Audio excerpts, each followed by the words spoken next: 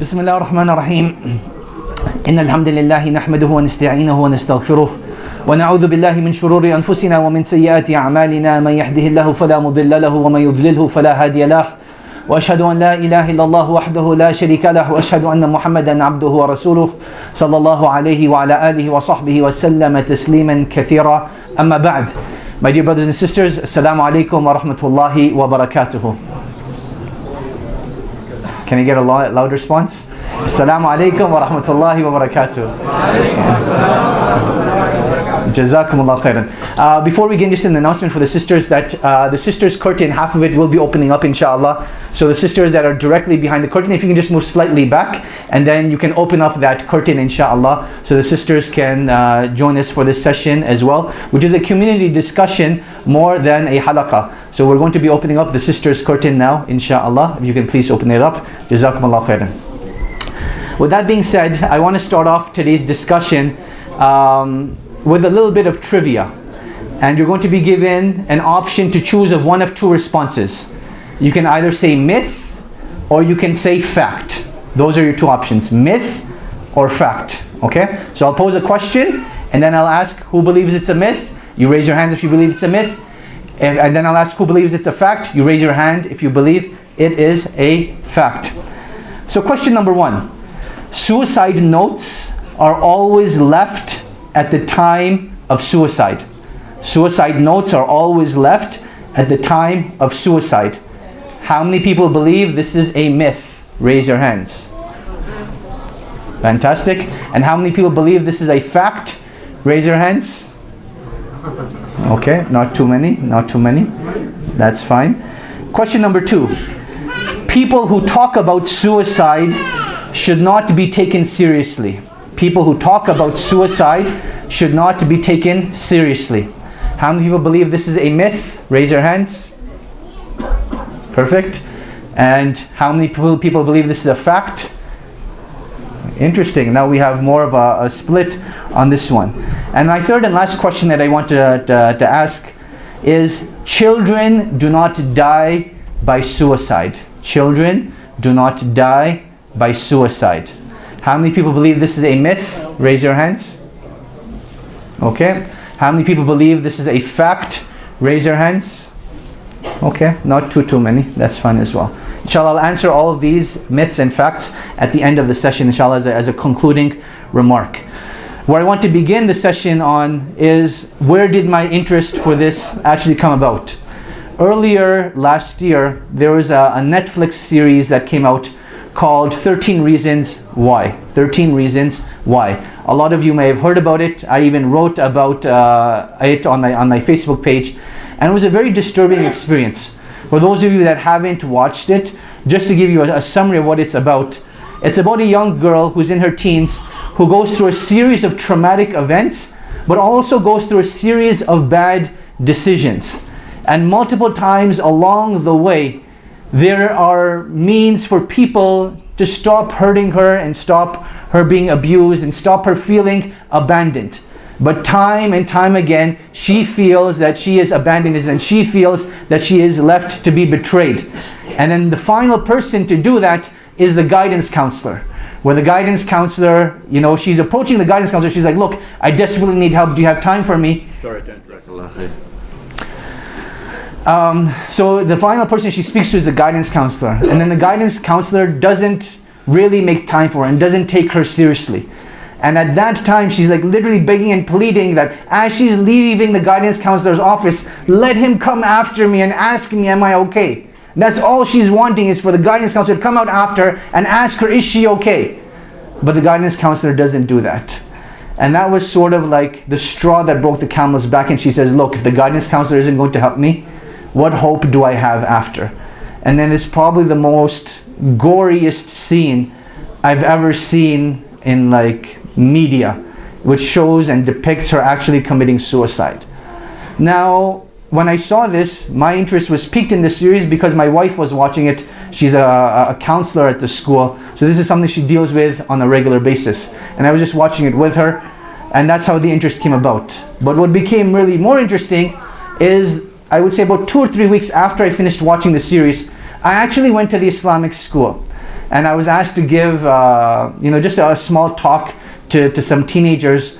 And I said, you know what, let's talk about this series. How many people are watching 13 Reasons Why? And it was astounding and astonishing. I would say out of the 18 kids that I spoke to, only one of them was not watching it, and that was because his parents didn't allow him to. If his parents allowed him to, he would have watched it anyways. Then I asked those of you that are watching it, how many of you are watching it with your parents or with an elder? None of them were watching it with a parent or an elder. They were all watching it by themselves. How old was the youngest person in this group? 9 years old. And I thought to myself, what is going on? Like, why is it that as a Muslim community, if we want to have awareness on suicide and discuss the issue of suicide, we have to go through such a graphic and gory process? So I said to myself, you know what, the first step of talking about something is increasing yourself in knowledge. So I went on online and I looked up suicide prevention, and it turns out that we actually have a center for prevention of suicide here in Calgary. So you go to their website and they actually have multiple certifications that you can do. So I went and I got one of the certifications in March on how to assist people in preventing suicide and intervening in suicide. So if someone is actually suicidal, how can you actively help them? And since then, I wanted to discuss this issue. And it was purely the qadr of Allah subhanahu wa ta'ala that time and time again something would always come up that didn't allow me to do it. But two things happened by the qadr of Allah subhanahu wa ta'ala that said, you know what, this is something that has to be done. And that was when someone that I know actually committed suicide last year.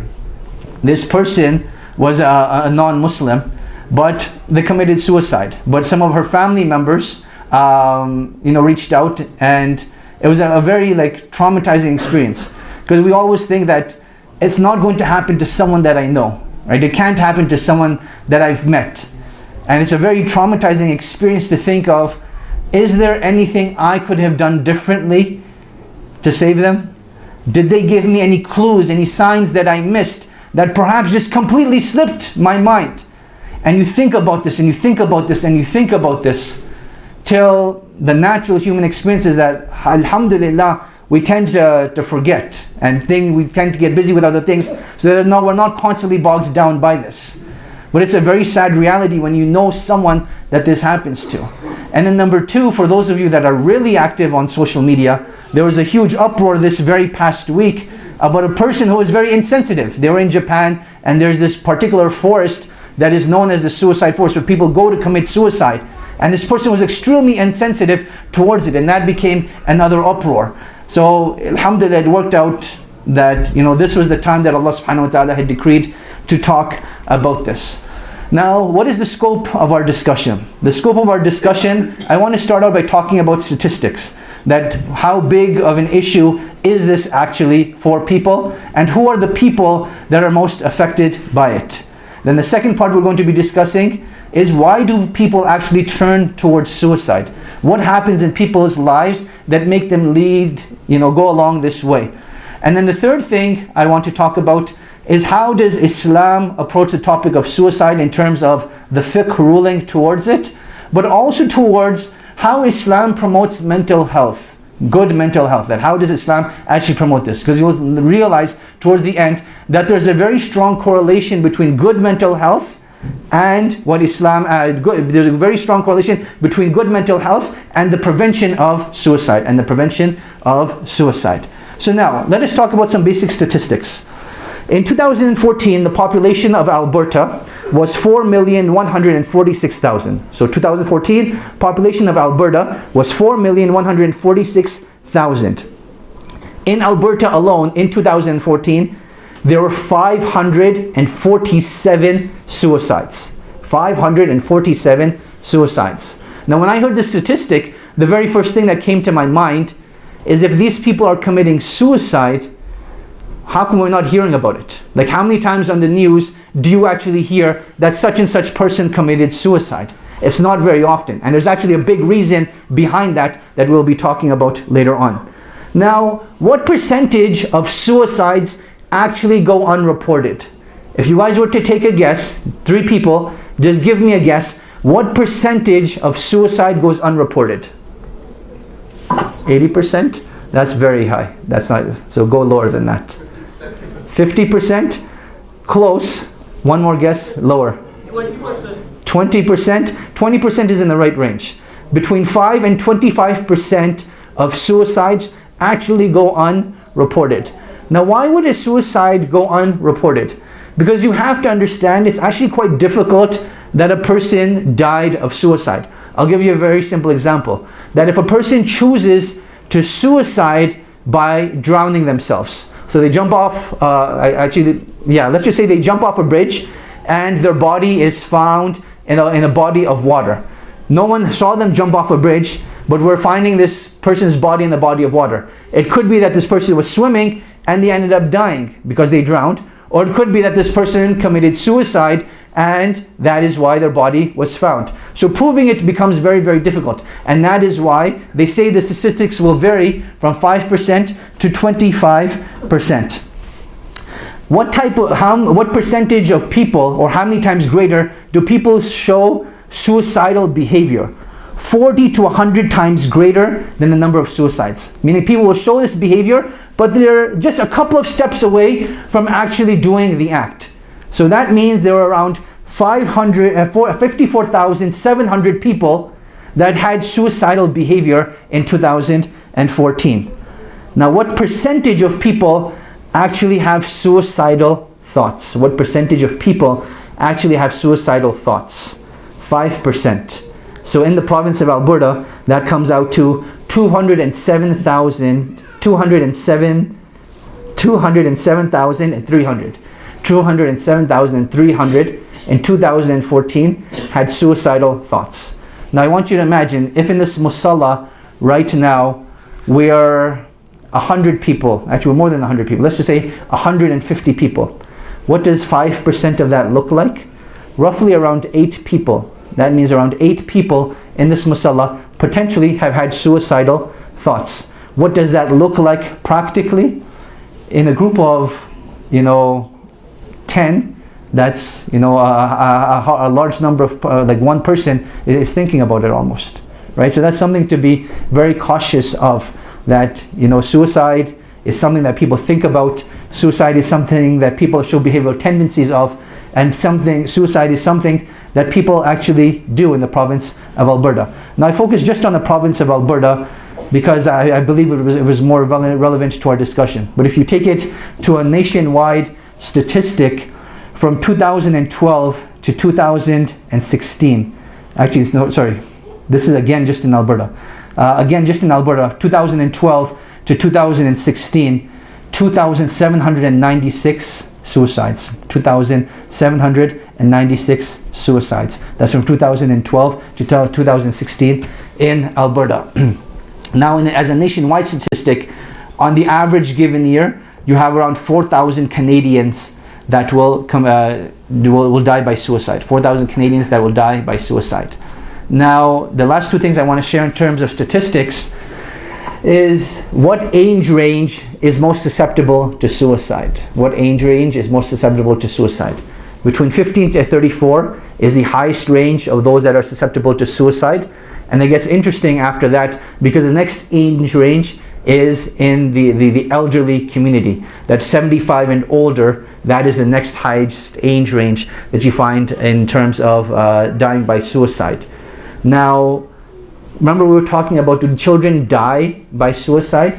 Again, just looking at the province of Alberta from 2012 to 2016, there are 25 cases of ages 10 to 14 that they died by suicide. 25 between the ages of 10 and 14. So it's a very big thing in the Canadian community, in the Alberta community. And why are we discussing this as a Muslim community?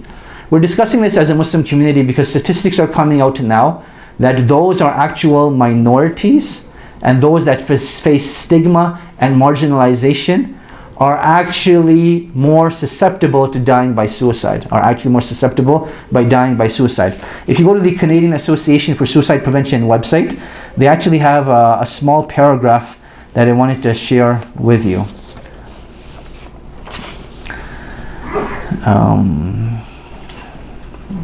Actually, I think I might have left it inside the room.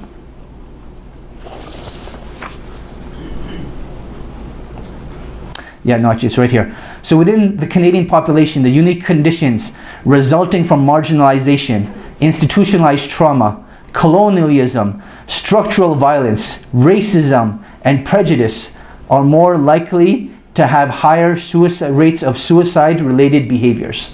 So let's look at that again. Marginalization, institutionalized trauma, colonialism, structural violence, racism, and prejudice. And as we know, the Muslim community has been, on the short end of the stick when it comes to those issues. So it's a very important issue to raise awareness of in the Muslim community. So now, why do people actually choose to die by suicide? There's no given statistic that can be shown that this is why people choose to die from suicide. Is it depression? In some cases, yes. But statistics show the opposite as well. That 85 to 98%, if I'm not mistaken. Let me look at that again. Yes, 85 to 98% of people that are diagnosed with depression don't actually die from suicide. So depression is not always the case. One of the bigger things that people have seen is lack of purpose. That people no longer understand what their purpose in life is anymore. And that emptiness fills them inside. Just completely takes over their lives. And that is one of the reasons why people lead towards suicide. There's overwhelming feelings of hopelessness and despair and helplessness. So hopelessness, despair, and helplessness. Hopelessness meaning that the situation that they're in, the difficulty that they're in right now, they don't see the light at the end of the tunnel. And they're just completely hopeless in it. Despair is very similar to that. That they've completely given up. That no matter what I do, no matter how hard I try, there's nothing that is going to change my circumstance. That is despair. And helplessness is that they feel that they can't help themselves. And likewise, they don't feel that anyone else can help them either. And these are reasons that people turn towards suicide. Now, how does this tie in to Iman? Can we say that someone that has Iman will not think about suicide? I actually don't think that's a very fair assessment to make. I do not believe it's a fair assessment to make, to tie this in to an issue of Iman. In fact, thinking and contemplating about suicide has very little to do with their Iman. A person can have very good tawheed, can have very high belief in Allah subhanahu wa ta'ala, but sometimes we're all susceptible to the traps of shaitan. Shaitan gets the best of us. To make those accusations that, hey, someone who dies of suicide has weak Iman, that's not for us to judge, and actually it creates a further stigma. And this is not a statement that should be said. It's not a statement that should be said.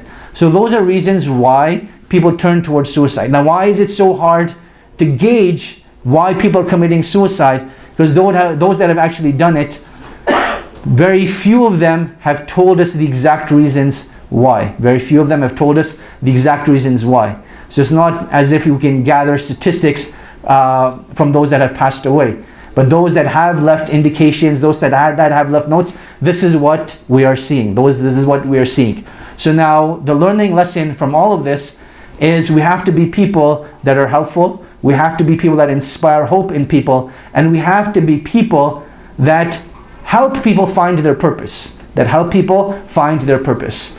And this concept of finding purpose is such a strong psychological attribute. Because you'll notice not only does it prevent suicide, but for those of you that have even looked into the issue of radicalization, people become radicalized because they stop finding purpose. One of the reasons behind that. So when you help someone find purpose, you're actually helping them and preventing them from becoming susceptible to a lot of vulnerabilities. And that's what we want to try to do.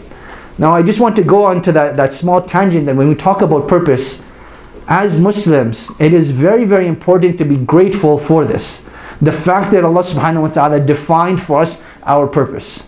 He tells us, وَمَا خَلَقْتُ الْجِنَّ وَالْإِنسَ إِلَّا لِيَعْبُدُونَ, that I have not created mankind and the jinn except to worship me.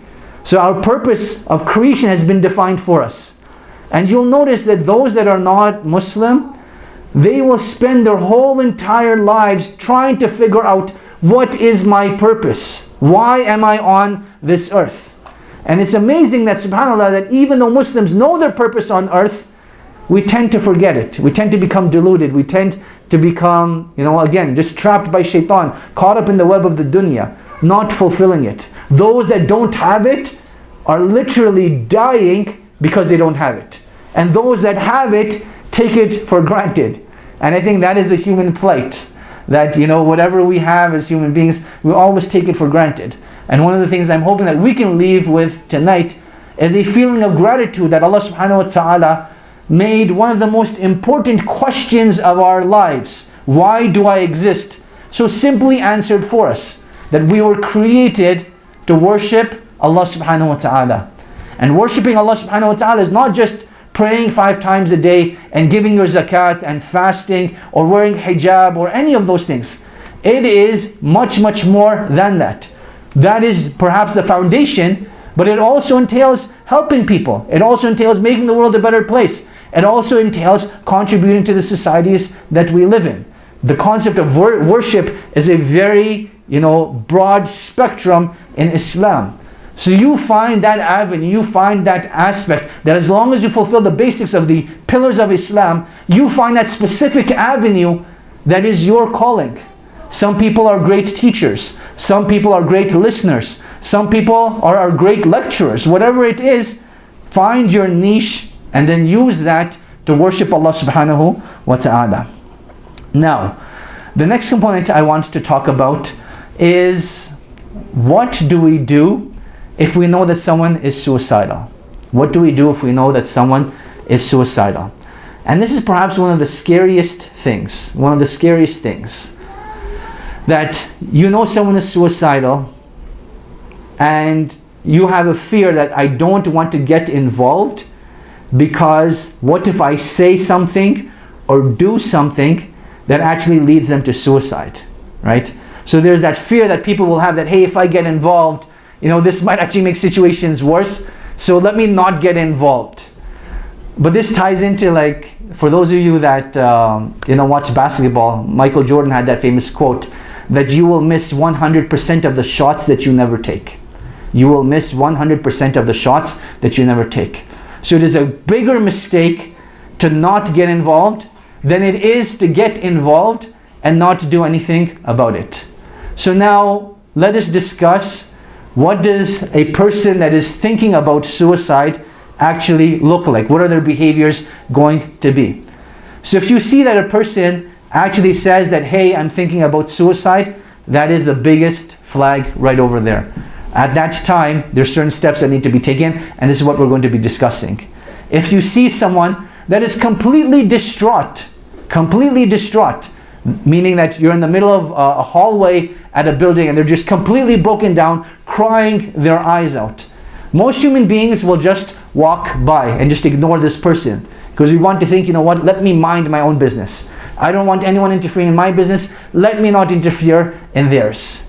But if you learn anything from this seminar, is that you should go out of your way. You see someone crying, stop your car if you have to on the side of the road to go and ask them if everything is okay. Because a lot of the times they just need to feel and see that someone cares about them. So someone extremely distraught, that is a big sign that perhaps there is suicidal behavior. There's also other physical elements, that if all of a sudden someone says, you know what, I'm selling all of my stuff. So someone comes up to you, hey, I have a large collection of lectures or a large collection of books or my furniture. I want to get rid of all of it. Do you know anyone that wants to buy it? Rather than you thinking, hey, this is an amazing deal, let me buy it for $100 or whatever they're selling it for, ask them, why are you doing this? And if you get language like, oh, I don't think I need all of this stuff anymore, pry even further. Right? These are all telling signs that you need to get involved even further. So if someone's selling all of their stuff all of a sudden, then that is something that needs to be looked at. Also look at subliminal messaging. Oh, I've lost all hope. Right? This is something that we hear, but this is a very telling sign that this person needs to talk, needs someone to talk to, needs some help. So these are all behavioral characteristics that you should be looking at. Now, the Suicide Prevention Center in Calgary actually has this very nice pamphlet, and I'm going to leave this here later on for those of you that want to check it out. And I actually have a whole bunch of material that I picked up from the center today that you guys can take home for those of you that want to learn more about it. But they have a plan called Pathway for Assisting Life, PAL, Pathway for Assisting Life. And they've broken down intervention into three main sections. And each of these three sections is divided into two further sections, meaning that there's 6 steps that you need to be taken at all time. So the first thing you're looking at are the invitations. Has this person given you any invitations to talk about suicide? So any of the things that I mentioned previously, those are considered invitations. You see any of those invitations, get involved right away. Get involved right away. Start talking to them, start engaging them. Now this leads us to step number 2 in part 1, which is asking them the straightforward question. Are you thinking about suicide? When we did this as a class activity in our training, this was perhaps the most difficult thing. That looking someone in the eye and asking them, are you suicidal? Are you thinking about suicide? Because as human beings, we don't like to accuse someone of something, right? Because there's such a stigma of suicide. People be like, why would I be thinking about suicide? Are you crazy? Why are you accusing me of suicide? That's the way we perceive things. We don't want people to react towards that. But it always goes back to the fundamental question that yes, as awkward as it is, what is going to be the greater calamity? The fact that you're wrong or the fact that you did nothing about it, right? The greater calamity will always be the fact that you did nothing about it. Because you will think much later on, as you find this out, that perhaps this person died by suicide and you had an opportunity to intervene, but you didn't. So you have to get over that shyness. And I can't tell you how many different exercises they made us do where we're interacting with different people. And literally the main point of the exercise is you feeling comfortable enough on your tongue to ask someone, hey, are you thinking about suicide? Are you thinking about suicide? And this question has to be done if you see someone distraught. Now, just because you see someone crying, that doesn't mean that you go and ask them, hey, are you thinking about suicide? That's not how you start off a conversation. You go to them, you ask them, hey, is everything okay? You know, what's going on? Is there anything I can do to help? And then as you're getting more information, and just use your intuition. Do you feel that this person is possibly going to die by suicide or think about or have suicidal behavior? That's when you ask the question. That is when you ask the question. So that is part 1. That is part 1. And that is connecting with suicide. So look at the invitations. After you've seen the invitations, then ask them a straightforward question. Hey, are you thinking about suicide? Then part 2 is understanding choices. So by this time, you want to get to the phase of understanding their story. Simple questions like, hey, why are things so tough for you? I'm here to listen to what you have to say. Simple questions like that, so you get them to talk. And this is something that you have to understand, that people that have demonstrated suicidal behavior, they actually want to open up. That's what they're looking for, someone to open up to. So you use whatever technique you know best, whatever technique you know how, to create conversation. So that starts off by creating a comfortable space. So if you're in the middle of a very crowded place, tell them, hey, let's go for coffee and sit down. Let me treat you to some coffee or to something to drink. And let's sit and talk. And then you start telling them a little bit about yourself. Very little. That my name is Navaid Aziz and I'm an imam in the community. Why don't you tell me who you are? Right? People like to reciprocate information. They like to feel safe. They like to know who they're dealing with. And then you get into more difficult and more deeper questions. One of the bigger mistakes that you'll make over here, particularly for those of us that are more talkative, is that you start talking about yourself more. You start talking about your own problems. Oh, I had such a bad day today. My wife did this. My children did that. School was terrible. And this person is like, I thought we were here to talk about me. And they'll feel even more betrayed at that time. So you have to make sure that that tendency that you have to share your own problems, you pull it back, let them talk. Give them an opportunity to share. Give them an opportunity to talk. So as they're sharing their story, start to understand why they're going through this difficult phase. What is it that is so difficult? And then help them find a turning point. So don't throw solutions at them. Don't tell them that, hey, this is what you should do and it will solve your problems. But rather, when you're helping them find a solution, you're going to be asking questions. Hey, do you think you could have done this? Do you think that this is a better possibility? Do you think that this is a better solution? Help them navigate through their problems. Help them navigate through their problems. At this point, you also want to inspire them with optimism. All the things that they have to live for. All the things that are absolutely amazing in their lives. And you'll notice that each and every person has something to be extremely grateful for. The fact that they have good health, the fact that they have good eyesight, the fact that they have family, the fact that they live in Canada, the fact that they have, the ability to go to school, the fact that they have ability to healthcare. These are all simple things that, again, as human beings we take for granted. But when you compare it to the rest of the world, when you compare it to the vast majority of people, you realize that we are truly ungrateful. So you have to inspire them with optimism and remind them of all of the things that they have to be grateful for. And this is the end of phase 2, which is called understanding choices. And then the third phase is assisting life. Assisting life. And then that first part of phase 3 is coming up with a safe plan. That, hey, for the next 24 hours, how are we going to make sure that you stay safe?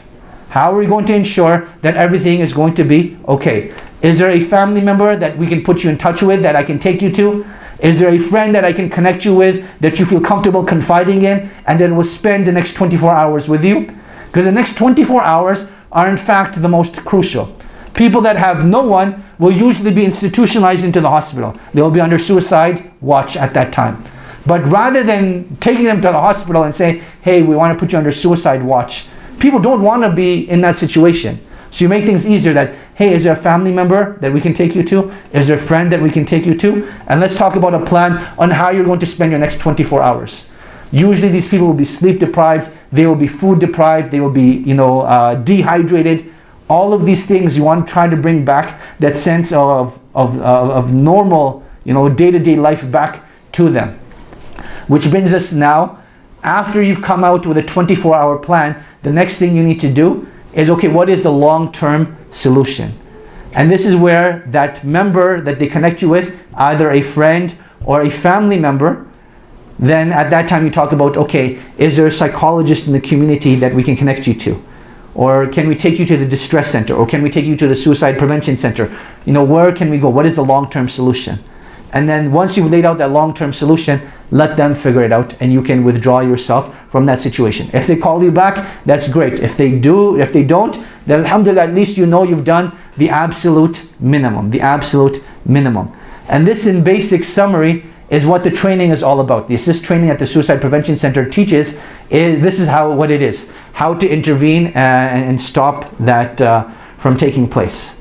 Now, from everything that I've shared, was there anything that was complicated?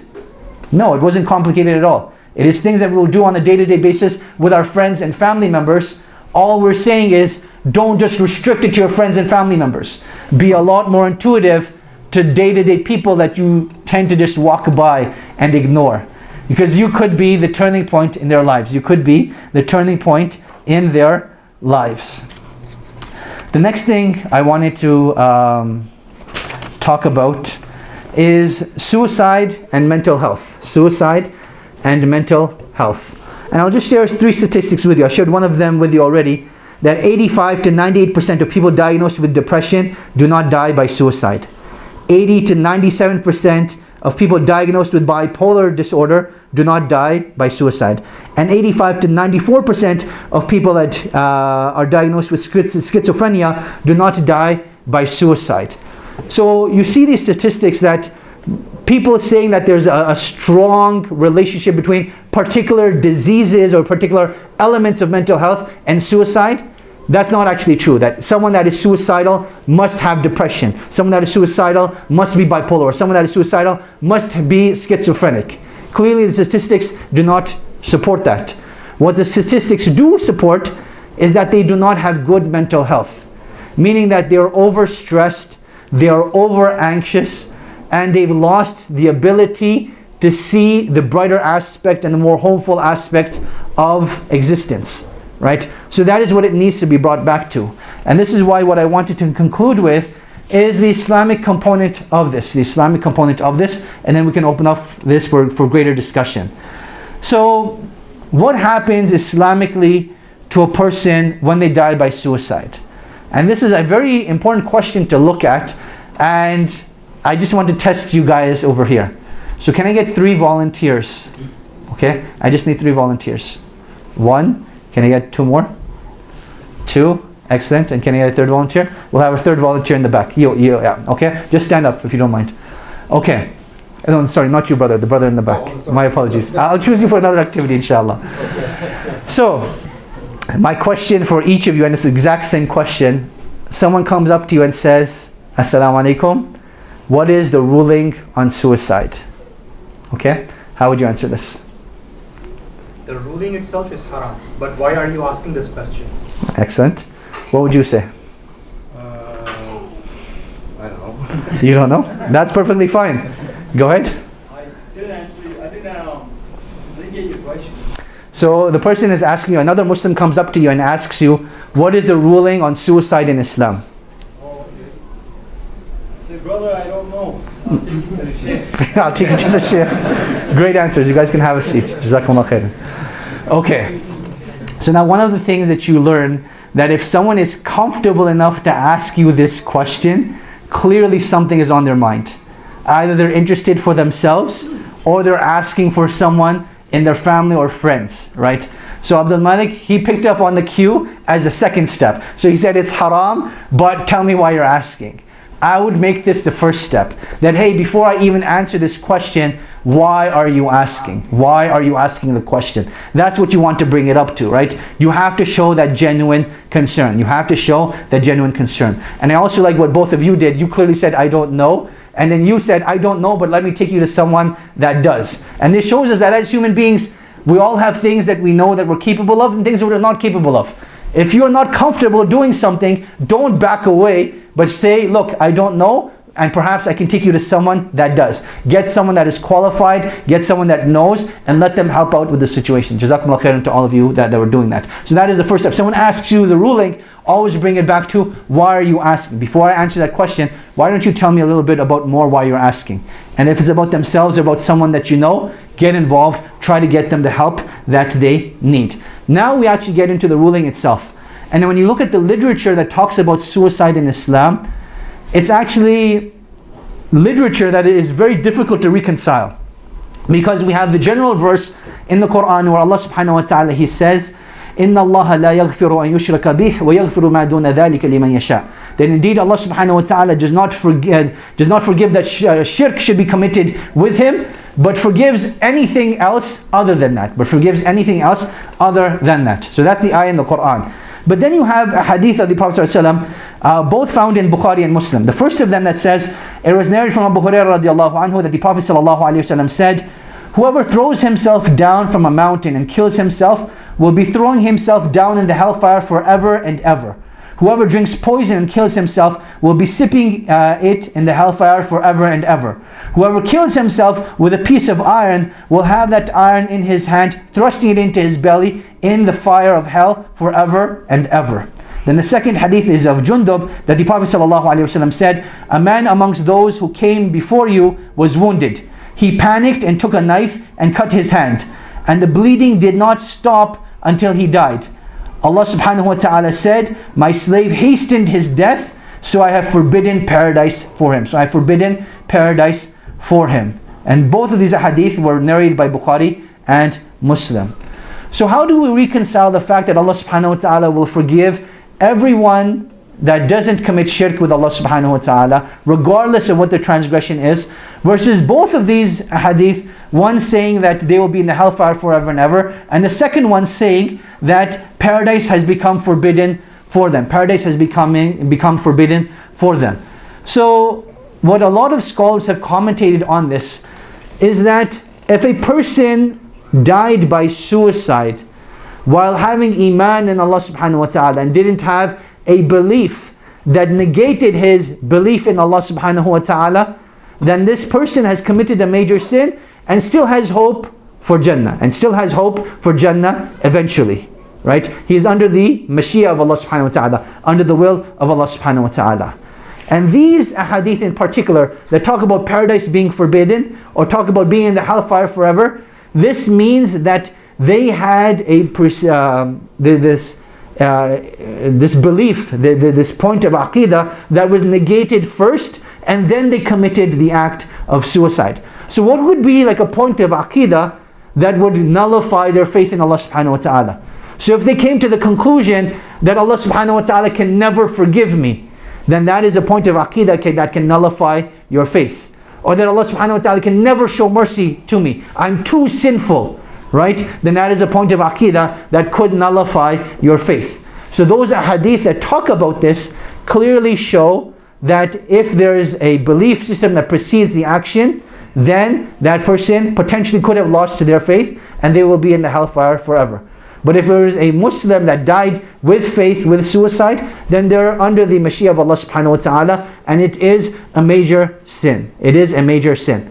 What is the fruit of this discourse? Meaning, what is the significance of having this discourse? Number one, for dealing with the individual, and number two, for dealing with the family. In terms of dealing with the individual, as Muslims, we always need deterrence, something to prevent us from doing something.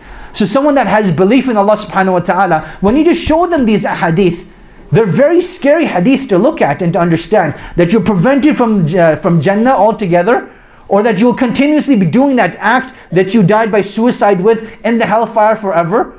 Those are deterrents. So you use them to deter the individual. When dealing with a Muslim, use these ahadith. Did you know that the Prophet ﷺ said this? Use religious deterrence as part of your discussion. But also for the sake of the family. You know, the family of the individual that had died by suicide, they're deeply impacted by this. They have 1,000 questions. From those questions is, did my relative die as a Muslim? Is there anything that I can do for my relative? And at that time, it is a very, very bad decision to bring up these ahadith to them. At that time, you just mentioned the ayah to them.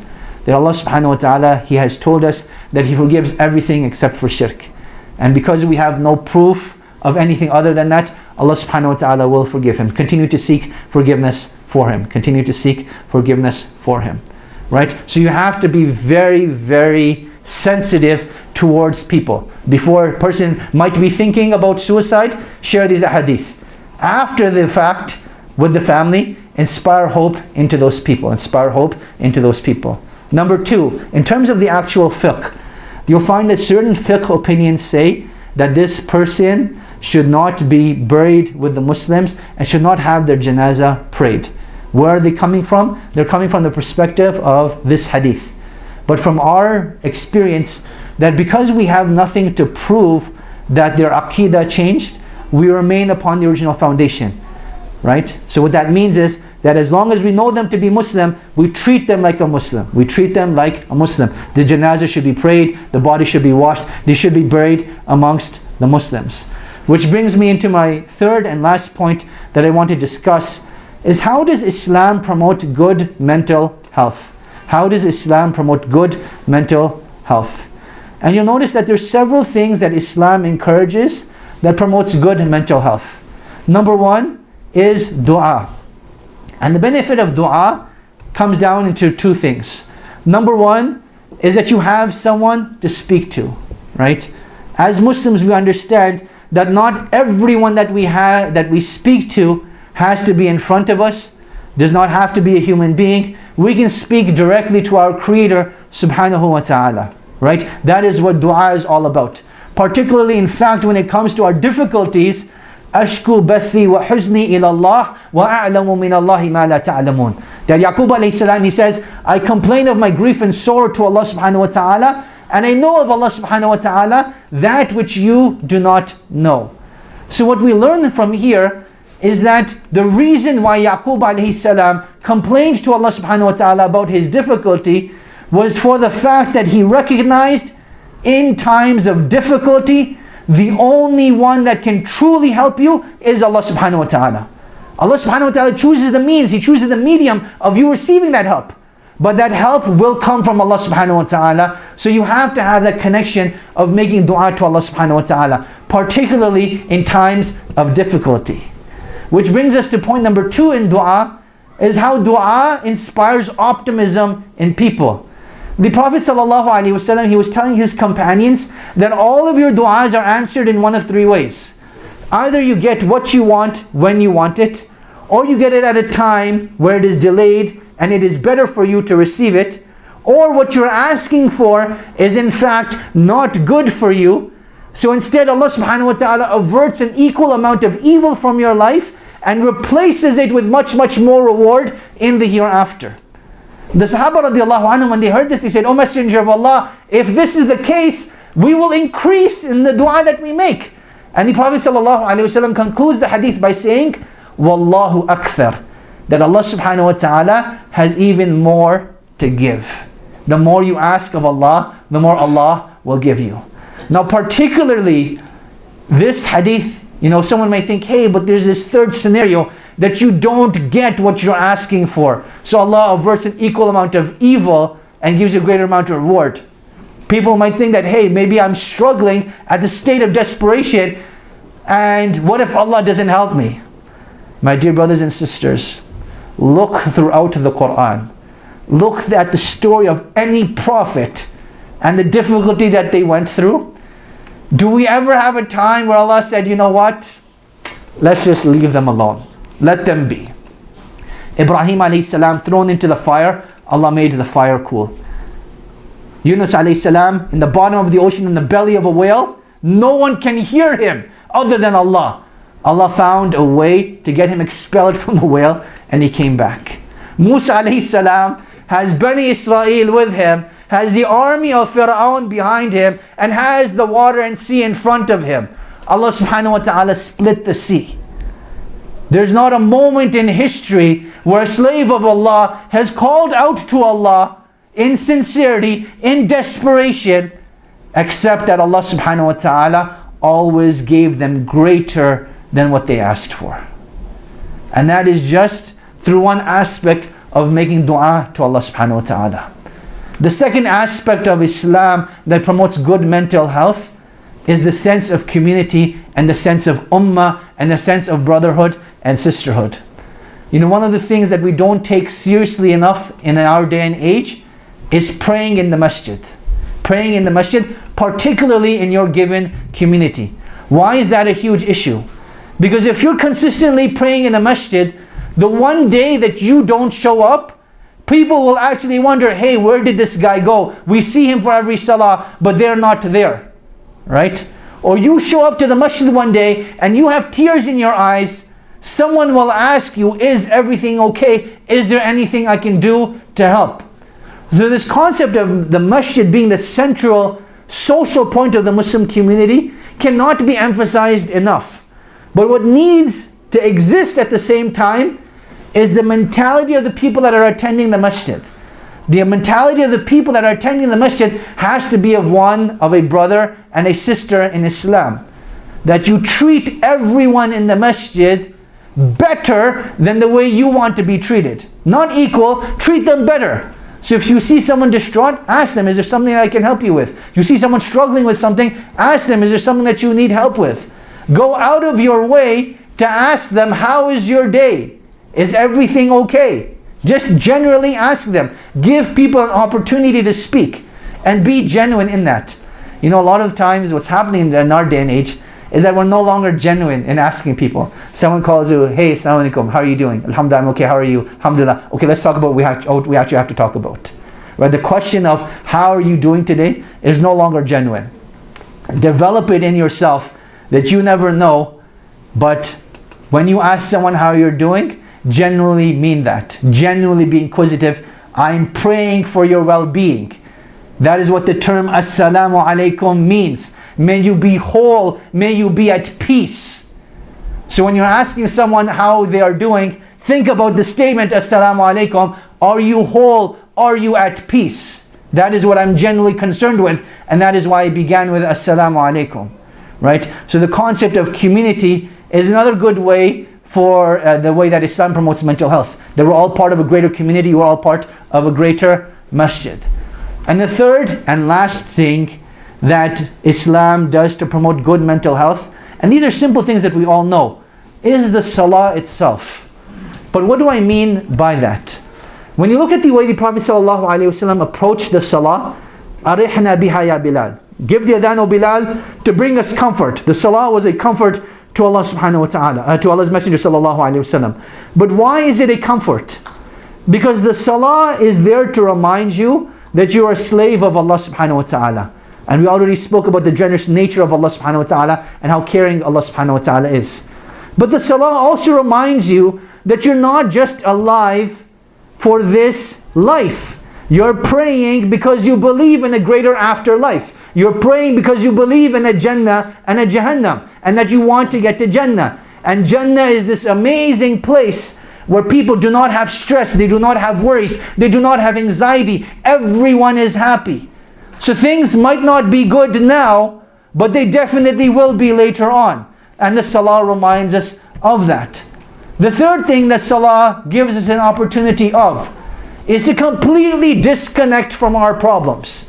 You completely disconnect from what is going on in your life to answer the call of Allah subhanahu wa ta'ala. And when you make Allah subhanahu wa ta'ala a priority in your life, when you make the akhirah a priority in your life, the Messenger of Allah sallallahu alayhi wasallam tells us that Allah will rectify not only the affairs of their akhirah, but will rectify the affairs of their dunya as well. So you have this outlet, you have this reminder, and in this salah you are reciting Quran, the ultimate book of hope and wisdom, where Allah subhanahu wa ta'ala, He tells us, لا تقنطوا من رحمة الله, that do not despair of the mercy of Allah subhanahu wa ta'ala. There's no sin that Allah cannot forgive. As long as you are alive, there's no sin that Allah subhanahu wa ta'ala can and will not forgive. The fact that you are alive is a reminder that Allah wants good for you. Because had Allah wanted bad, you would have died in a state of disbelief, in a state of doing something bad. But the fact that you're alive, Allah wants good for you. This is your opportunity to turn back to Allah subhanahu wa ta'ala. Now this is just a very brief discussion on what I wanted to have. And what I want to conclude with is the facts and the literature.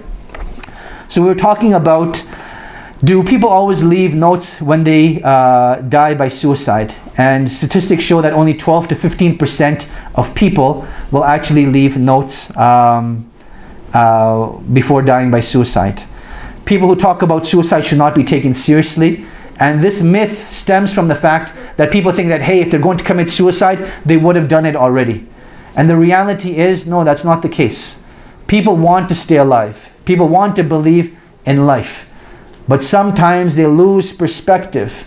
So though, if someone is speaking about it, they've given you an amana, they've given you a trust to hold them by the hand and bring them back to being hopeful. So not everyone that talks about suicide shouldn't be taken seriously. In fact, any hints you get, take them very seriously. Because as I said, it's always better to be on the side of being wrong, that this person isn't thinking about suicide and you perhaps looked like a fool at that time, than the person actually was and you ignored them, right? The regret is always much, much greater on the other side. And then when we talk about children not dying by suicide, we clearly prove that wrong. That 10 to 14, in Alberta alone, we had 25 cases from 2012 to 2016. And there's one question left unanswered that I want to address as well, which was, why is it that the news does not talk about suicide? Then why is it that they don't report that such and such person died by suicide? Because what statistics actually show is that when you show people that have died by suicide, it actually enables people. So coming back to the show that I was talking about, 13 Reasons Why, that was one of the fears that psychologists had, that if you show a successful suicide, and there's no such thing as successful suicide, if you show someone that dying by suicide, then you're actually enabling people. And that's what actually happened. We had a young girl in Georgia that went onto Facebook Live and wanted to show her suicide to everyone. And then we had other people across the world trying to replicate this format of creating tapes and telling people why they're dying by suicide. And people want to be empowered and enabled. So that is why celebrities that choose suicide, that usually isn't publicized, right? And that's because it empowers and enables people. So you take it away from the limelight. However, statistics also show that the more you educate people on suicide, the more you talk about suicide, the less likely they are to choose that as an option. And that is why this is a discussion that needs to take place in all schools, in all major workplaces, and even in families, right? I would take it on a more generic level in families, talking about good mental health, talking about the relationship with Allah, relationship with the community, the importance of making dua and never losing hope, and letting your children know that you unconditionally love them. And I think this is what often gets lost. Often when we show love to our children, hey, you got good grades, let me treat you, let me get you a prize and a gift. You get bad grades, you're no longer my son. You're no longer my daughter. It's very conditional love. As parents, we have to love our children for who they are, not for what they achieve. Maybe they might fail this test, but in their life, they're destined to become one of the greatest contributors to the world. You don't know that. So always be very unselective with your love. Be very generous with your love as parents. And then that leads to, when you're generous with your love, your children will feel comfortable enough speaking to you about the problems that they have. If you're not generous, they will not share. You are generous, they will share. Now, what do I have available on this table? This is just a very simple card. It's called Help Save a Life. And what this is referring to is that if you know someone that is contemplating suicide, the number in Calgary and in Alberta is to dial 211. Dial 211, it takes them directly to the prevention hotline and the Center for Distress, and they can help them out if you feel that you're not able to. And likewise, it also has some guidelines and has their website and more information. So I have a stack of these that are available. The second thing that I have quite a few of is a suicide prevention primer. Facts and myths about suicide. I have quite a few of these. And then I have other basic pamphlets. And like I said, all of these you can take. Whoever wants to take them can come and take them. They're yours for taking. If you don't find what you're looking for, you can actually go to the website here in Calgary, suicideinfo.ca, and all of this literature is available for free download over there as well. Or you can actually go into their center that's open Monday to Friday from 8:30 a.m. to 4:30 p.m. and get all this literature there. As an ummah, we have a lot of work to do. We have a lot of discussions that need to be had, and we can't keep shying away from them. And that is the aim of the next 3 weeks, inshallah. So last session, we spoke about homosexuality in Islam. This session was about suicide awareness. The next session we're going to be speaking about is the effects of technology and social media upon people. That is going to be next week. And then my concluding session for the month of January is going to be on the role of women in the Muslim community, the role of women and the Muslim community. And the format is always going to be, I have a small presentation, and then we open up for community discussion. So at this point, you guys are welcome to share your thoughts, ideas, and if you have questions, we can answer those questions as well. Wallahu ta'ala a'lam wa sallallahu wa sallam wa baraka ala nabiyyina Muhammad wa ala alihi wa sahbihi wa sallam. So comments, questions, thoughts, go ahead. Sheikh, basically I'm coming from Toronto, as you know. Yes. Just last year in Toronto, we had 3 cases of suicide reported in the Muslim community. There is a particular community called Regent Park. Yes. And Muslims amongst that community, 3 of them in their prime youth, they committed suicide. They got basically the local masjid, they invited some psychiatrists and psychologists who are Muslim, coming from a Muslim background, and they did the complete training for the complete community and stuff. Right. So in Toronto, actually, these things are happening, and a lot of us, we think that, oh, we are Muslim, it doesn't affect us. Oh, right. But it's actually wrong. Of course. I personally know of 3 cases that happened just last year in Toronto. SubhanAllah, that's very true. That's very true. In fact, I remember 2 months ago when I went to New Jersey, there was a case in Washington that had happened where a young Muslim sister, she was being bullied in school. In an Islamic school, I want you to think about it. In an Islamic school, she's being bullied, and she had ended up dying by suicide, subhanAllah. Jazakallah khair for sharing that. Abdullah. You shared the statistic about suicide percentage in the population, 5% of it. What about attempted suicide? Is there any statistic on attempted? I didn't collect on attempted suicide, but that would go under behavior, right? That would go under suicidal behavior. And that's usually 10% of the actual number of suicides. So the number we said is 54,700 for 2014. So they showed suicidal behavior. It would be included in that.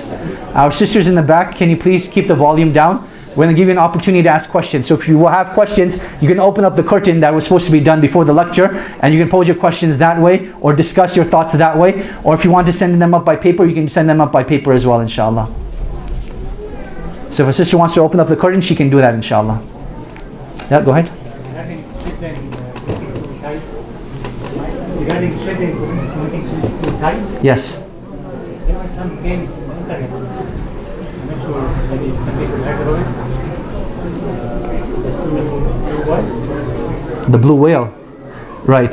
Those aren't games online. Those are games that are played in person.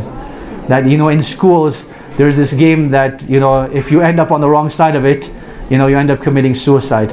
And that's why I'm saying that schools need awareness within of themselves. Alhamdulillah, in Alberta, that game isn't very popular and prominent. As far as I know, none of the cases of blue whale took place in Alberta. But in the United States, it's a very big thing. In the United States, it is a very big thing. Sorry, just one second. Again, just a reminder, please, we have to respect other people in the masjid. Remember, we want to treat people in the masjid better than we want ourselves to be treated. And when we're speaking, we want people to listen to us. So when someone else is speaking, we need to give them an opportunity to speak, please. Yeah. An Arabic game. Okay, subhanallah. If you find out about it, let me know. I'd be very interested to look at it. It's Fatima. Very strange, subhanallah. I'll try to look it up and get more information about it. But jazakallah khair for sharing that. Anything from the sisters? Like I said, you can move that curtain if you choose to, or send it up by paper, inshallah. Go ahead. So for example, in high school, there's a typical environment, things change from a phase between middle school and high school. Yes. And there's some people, right, in the crowd that you may know, right, and they are suicidal, but they don't want to reach out. So you feel bad, but you feel like you don't have the power to deal with that situation. Right. So to answer that question, the brother's question is that, in that transition between middle school and high school, you will come across people that are suicidal and they don't want to come forward and talk about it. And as an individual, sometimes you feel helpless and you feel powerless to help these people. What can actually be done? So going back from the things that we've learned today, the bigger mistake is to always not get involved. This person may push you away and tell you mind your own business, but it's better for you to be persistent and keep trying to discuss with this person than to just leave them altogether, right? So never abandon anyone altogether. Number two is that question always comes up: at what point have I betrayed someone's trust? That you have this information, should I tell their parents? Should I tell the guidance counselor? The guidance counselor is trained on how to deal with these sort of scenarios. And if you tell your guidance counselor, the guidance counselor will find a way to deal with that person without them ever finding out that you're the one that, snitched on them or ratted them out. Because that's not the way it works. So your guidance counselor is trained to deal with those sort of scenarios. So if you feel that, hey, I've tried everything and it's not working, then get the guidance counselor involved, right? And let the guidance counselor handle that situation. As I said, the worst thing that you can do is to step away. People want to feel recognized. People want to feel as if people care about them. And you being persistent, inshallah, will show that. And then at that point, if you can't do anything further, get your guidance counselor involved. In fact, I would suggest, as you're speaking to this person, let the guidance counselor know as well, so the guidance counselor can give you more techniques on how to help this person. And if this is a severe case, like I said, call 211 right away. If it's not a severe case, you can learn more about on the website, inshallah. But jazakallah khair for asking that. Go ahead.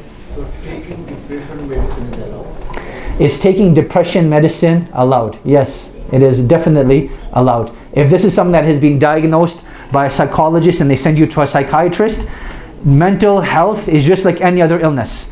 If you break your arm, you're going to go to the hospital, they're going to give you a cast. You have some sort of disease, people will give you medicine. You have diabetes, you take these pills. Same thing with mental health. If someone has depression and the doctor tells them to take those pills, they should take those pills, but also seek other forms of counseling and advice and Islamic help and spirituality at the same time, inshallah. And your second question? No second question? That was it? Go ahead. Quick question. It's regarding the medical assisted suicide. Yes. It's been a hot topic in the past couple of months now. Right. What's the view on that? Because if the person's already kind of dying, they're struggling. Yeah. So this is a much more detailed discussion that needs to be had, and it's beyond the scope of our discussion today. But what I would suggest is, for those people that want to know about the Islamic perspective on assisted suicide, this is something that Sheikh Fayaz Tilly deals with. So he works with the Alberta Health Services, and he actually has a detailed document on this. I'm not sure if he shared it publicly, but this is something that you can speak to him about. Because there's a lot of nuances. At what point do we consider a person dead?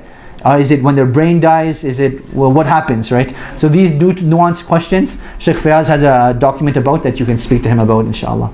Wallahu ta'ala alam. Any questions or discussion from our sisters, inshallah? Like, if you have something to say, please come to the curtain. And like I said, you can move it. That curtain should not have been there in the first place.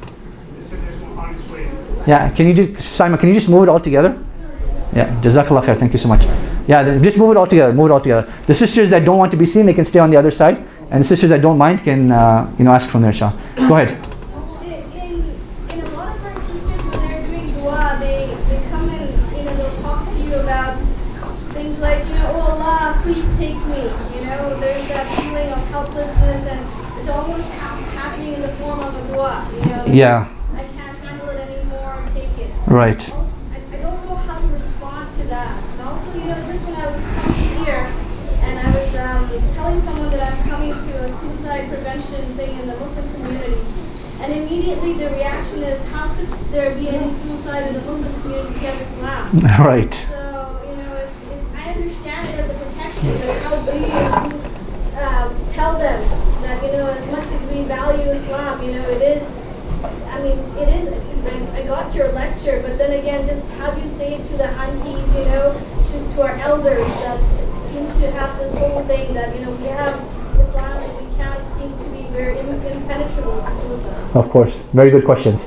So the first question about a person making dua and asking Allah subhanahu wa ta'ala to take away their life.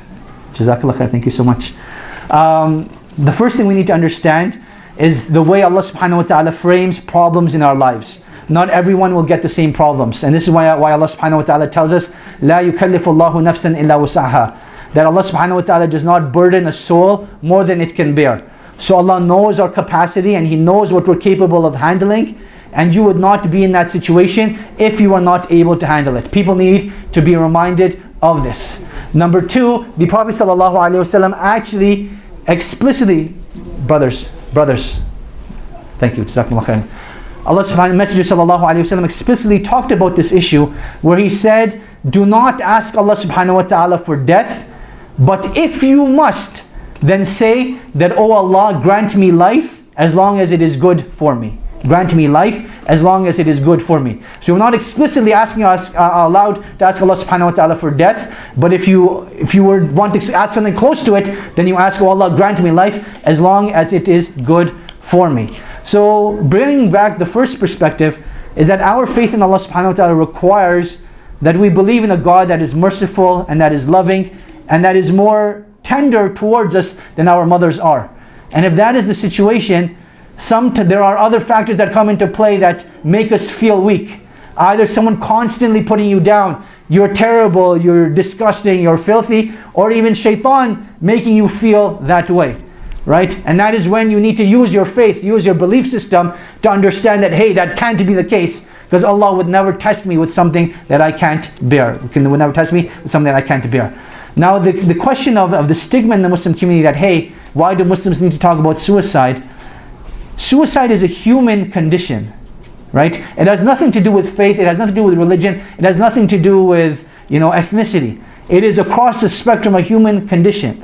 So the fact that it is a human condition means that Islam has a stance on it, and it requires that Muslims need to discuss it. And that is why when you look at this literature, you find hadith that are very explicit about this stuff, because the Prophet ﷺ came to address all human conditions.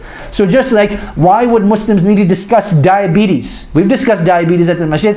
It's due to the fact that it's a human condition and that it could happen to any one of us. So we need the Islamic perspective, we need the social perspective, and we need a holistic perspective. And that is why, Muslims should no longer feel that we're immune to anything, right? All of these discussions are being had because these are conditions in our Muslim community and you can't hide from them. We need to educate ourselves and move forward. Now we'll take two last questions from the sisters and we'll conclude with that. What do you do when your family doesn't talk to you when you feel suicidal? They merely send you to non-Muslims. Let's look at the second one as well. They say that thinking of suicide is kufr or can get you out of Islam. Okay, so let's address the second one first. Thinking of suicide is not kufr and cannot get you out of Islam.